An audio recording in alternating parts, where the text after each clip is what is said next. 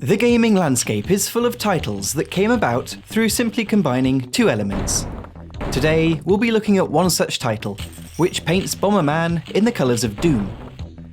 Welcome then to YesterYear's Mac Games, where today we're tackling the explosive-flinging, monster-detonating shareware classic that is Boom. This game has been prevalent in the Macintosh indie scene for roughly 2 whole decades, receiving compatibility updates frequently enough to ensure it worked on whatever OS was prevalent at the time.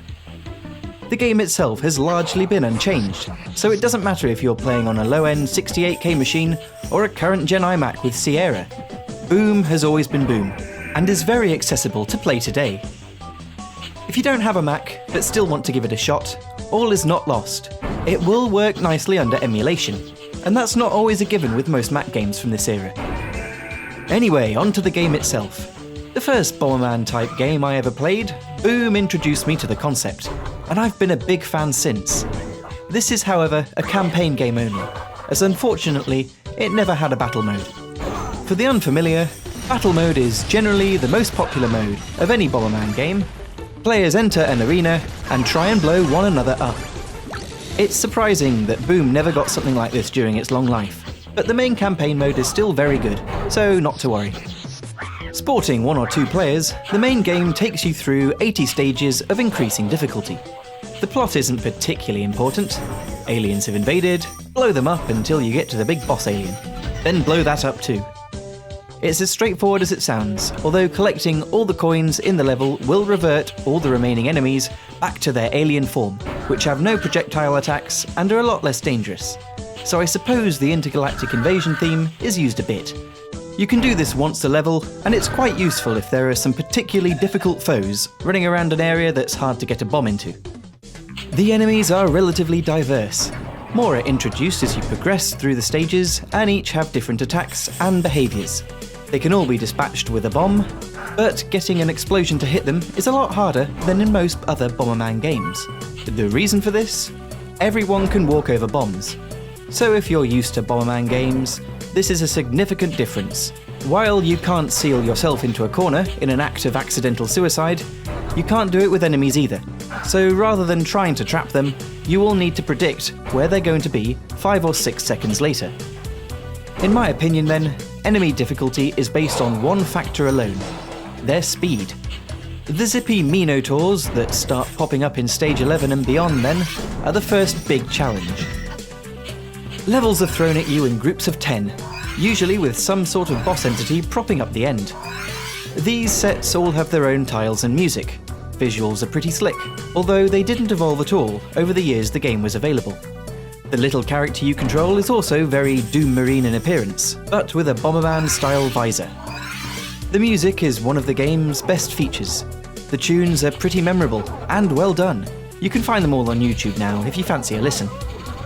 Another big difference to Bomberman games is that while usually if you touch a foe, you die instantly, Boom gives you a very generous 8 hearts of health to chew through before you lose a life.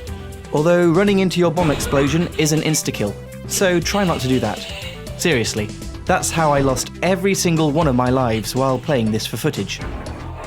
Health pickups can be found inside destructible soft blocks, and there are a handful of other notable items that can be acquired, like this shield that makes you invincible for a short amount of time.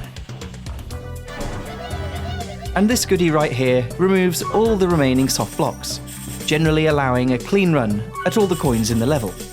There are also various power-ups that enhance your speed, number of bombs, and explosion size. And finally, the E, X, T, R, and A letters, dropped by defeated aliens that will, once you have all 5, give you an extra life. If you have a pal, have a crack at the game in co-op. It makes everything quicker, and having a rival to try and beat in score and kill count will extend the fun for longer. In fact, I wouldn't really recommend playing this on your own at all. Most download locations for the game mention that it gets a bit monotonous after the first 20 or so levels. And they're not wrong. Boom then is a game best split into chunks. You can save your progress whenever you want, and come back to it later. And I think including that feature was a good call. Adding to replayability are a couple of level editors that I found. Right now, the only one archived is for OS X Jaguar. although earlier versions did work on macOS 9 and below. The editor behaves like you would expect it to. Choose a tile set, plop what you want, wherever you want, and set the stage's time limit.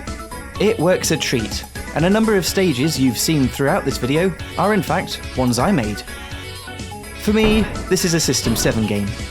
I played it on a Performer back in the day, and to see it running natively on modern systems is quite uncanny.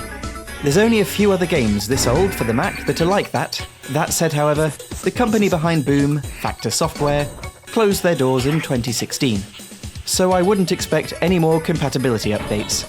It has, however, had a superb run, and is no doubt fondly remembered by multiple generations. That's it then for this edition of YesterYear's Mac Games. Do share your thoughts in the comments, or on the Twitter. You can find me at YYSMG.